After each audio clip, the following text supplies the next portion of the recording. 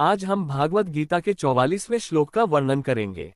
भावार्थ, जिन लोगों का मन भोग और ऐश्वर्य में आसक्त हो गया है, जिनकी बुद्धि उन लालसाओं से मोहित होकर खींच गई है, उनकी स्थिर और एकाग्र बुद्धि विकसित नहीं हो पाती और वे समाधि आत्मज्ञान को प्राप्त नहीं कर सकते।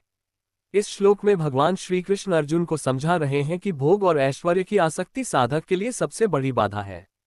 जब मनुष्य की चेतना केवल भौतिक सुख सुविधाओं में फंस जाती है, तब उसका मन अस्थिर हो जाता है।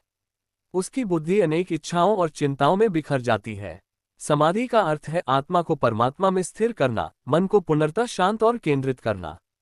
यह तभी संभव है जब मनुष्य की बुद्धि व्यवसायत्मिका अर्थात निश्चयात्मक और एकाग्र हो। लेकिन जिनका मन निरंतर भोग विलास, धन, मान सम्मान और ऐश्वर्य की कामनाओं में उलझा रहता है, वे अपने अंदर वह स्थिरता और शांति उत्पन्न नहीं कर पाते। इस श्लोक का संकेत यह है कि भोग और ऐश्वर्य हमें अस्थायी सुख तो दे सकते हैं, किंतु वे आत्मा को शांति और मुक्ति नहीं दे सकते। इच्छाएं जितनी पूरी होती हैं, उतनी ही नई इच्छाएं जन्म ले लेती हैं।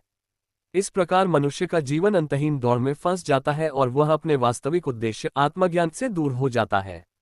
सारांश, भोग और ऐश्वर्य की आसक्ति मनुष्य को बिखरा हुआ बना देती है।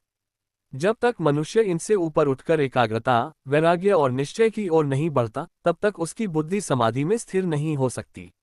व्यवहारिक शिक्षा, आज के समय में भी यदि हम केवल भौतिक सुख सुविधाओं, विलासिता और दिखावे में उलझे रहेंगे तो आंतरिक शांति और आत्म संतोष नहीं मिलेगा। इसलिए आवश्यक है कि हम संयमित जीवन जिए और अपने मन को उच्च लक्ष्य, आत्मिक शांति और ईश्वर की ओर केंद्रित करें।